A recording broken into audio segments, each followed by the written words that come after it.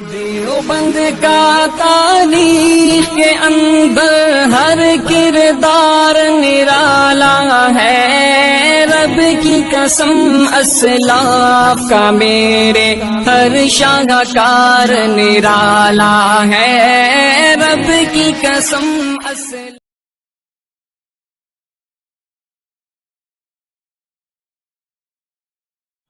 بسم اللہ الرحمن الرحیم۔ عقیقہ کے احکام و مسائل۔ آج کے اس ویڈیو کے ذریعے سے ہم جانتے ہیں کہ عقیقہ کو عقیقہ کیوں کہتے ہیں۔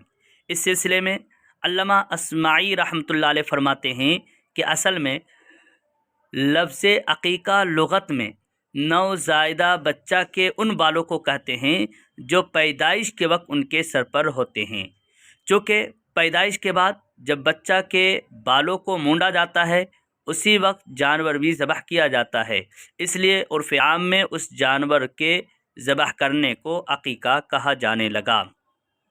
یعنی کہ جو بچہ پیدا ہوتا ہے اور اس کے سر پر جو بال ہوتا ہے اس بال کو عقیقہ کہتے ہیں، لیکن چونکہ بچے کی پیدائش کے بعد لوگ سر کو منڈاتے ہیں اور اسی وقت جانور بھی ذبح کرتے ہیں تو عرف عام میں اسی جانور کو عقیقہ کہا جانے لگا، اس جانور کے ذبح کرنے کو عقیقہ کہا جانے لگا۔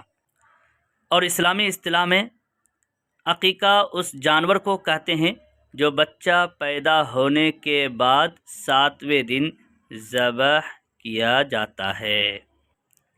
آئیے اب ہم جانتے ہیں کہ کیا اسلام سے پہلے اس کا رواج تھا، اور اگر اس کا رواج تھا یعنی عقیقہ کا رواج تھا، اور اگر رواج تھا تو اس کا طریقہ کیا تھا۔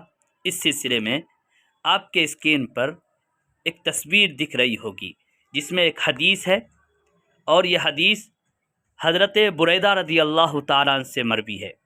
وہ فرماتے ہیں کہ زمانۂ جاہلیت میں ہم میں سے جب کسی کے یہاں لڑکا پیدا ہوتا تو ایک بکری ذبح کرتا وہ، اور اس کا خون بچے کے سر پر لگاتا۔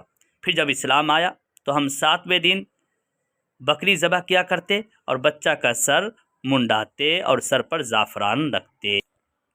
دوسری حدیث آپ کے اسکرین پر دکھ رہی ہوگی جس میں حضرت ابو ہریرہ رضی اللہ تعالیٰ عنہ فرماتے ہیں کہ حضور علیہ السلام نے فرمایا کہ یہود لڑکے کی پیدائش پر ایک مینڈا ذبح کرتے اور لڑکی کی پیدائش پر کچھ نہیں ذبح کرتے، بس تم لڑکا پیدا ہونے پر 2 مینڈے اور لڑکی پیدا ہونے پر 1 مینڈا ذبح کرو۔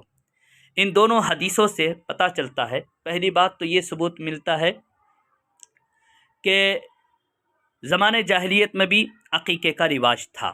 یہ الگ بات ہے کہ زمانۂ جاہلیت میں کچھ الگ طریقہ تھا کہ لوگ جب لڑکا پیدا ہوتا، لوگوں کے گھر میں کسی کے ہاں جب لڑکا پیدا ہوتا تو 1 مینڈا ذبح کرتا اور اس کا خون سر پر لگاتا۔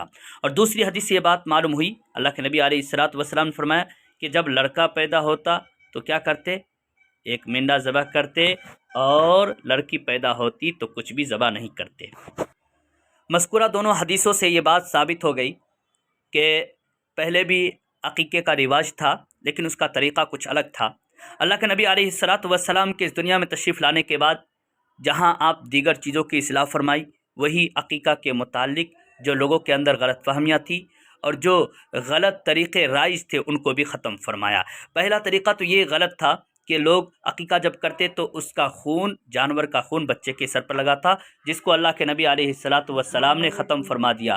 اور دوسرا طریقہ یہ تھا کہ جب کسی کے ہاں لڑکا پیدا ہوتا تو 1 مینڈا ذبح کرتا، اور اگر لڑکی پیدا ہوتی تو کچھ بھی ذبح نہیں کرتا۔ آپ نے دونوں کی اصلاح فرما دی کہ اگر کسی کے ہاں لڑکا پیدا ہو تو 2 مینڈا 2 بکری ذبح کرے، لڑکی پیدا ہو تو 1 مینڈا یا 1 بکری ذبح کرے، چونکہ زمانے جاہلیت میں لوگ لڑکی کی پیدائش کو برا سمجھتے تھے، اس لیے آپ علیہ الصلوۃ والسلام نے اس جاہلانہ رسم کو ختم فرما دیا۔ اس ویڈیو میں اتنا ہی۔ السلام علیکم ورحمۃ اللہ وبرکاتہ۔ اللہ کی تلاش میں جا اپنی بیچ کر، اللہ کی تلاش میں جا اپنی بیچ کر، جنت کے خریدار ہیں علماء دیوبند، اسلام کے غمخوار ہیں علماء دیوبند۔